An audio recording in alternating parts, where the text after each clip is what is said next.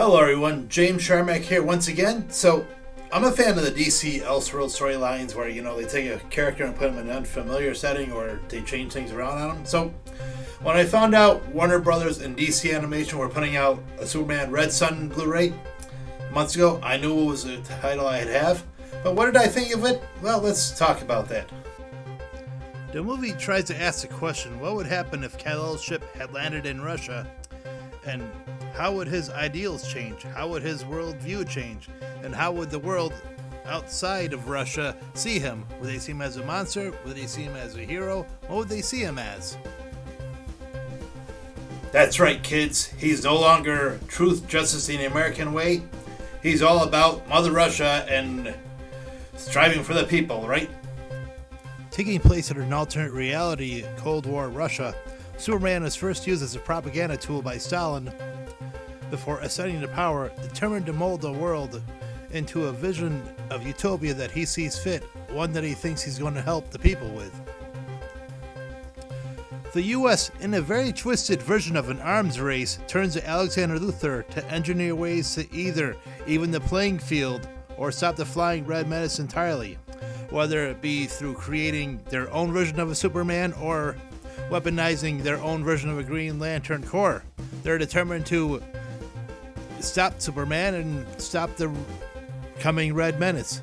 What I like about this movie is it doesn't take a side in this Cold War.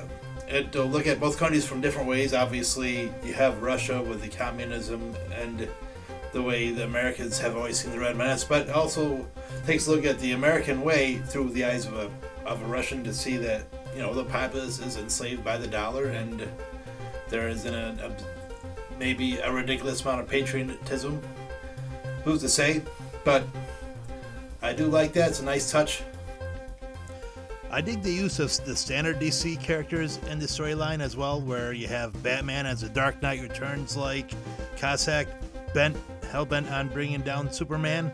You have Wonder Woman trying to bring the superpowers together, even though they are miles apart, and the Green Lanterns being used as a last line of defense, or more or less a first strike option for the US against Superman, which doesn't work so well, obviously.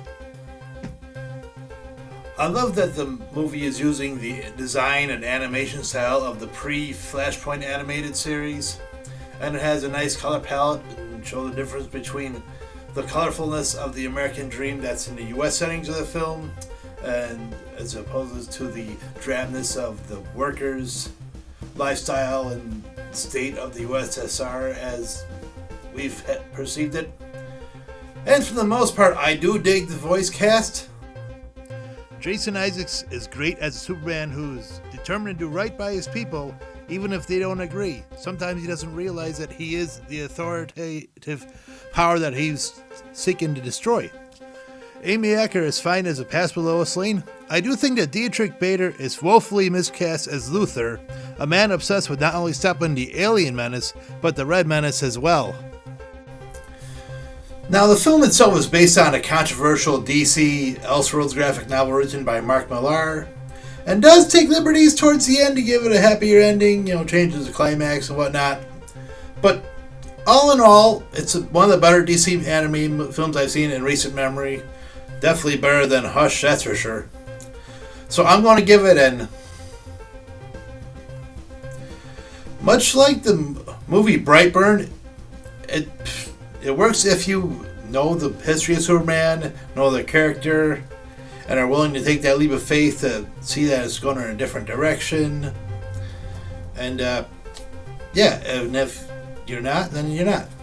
So yeah, I thought it was a good movie. I enjoyed it. I'll probably watch it again in the near future. I want to thank you guys for watching the review, and write in the comments below. Have you seen the movie? Did you like it? Do you like the graphic novel? Have you done both? Which is better? Let me know in the comments below. My name is James Sharmack. This has been the Nerd Room with J&J, and see you next time. So until then, keep on collecting and happy hunting.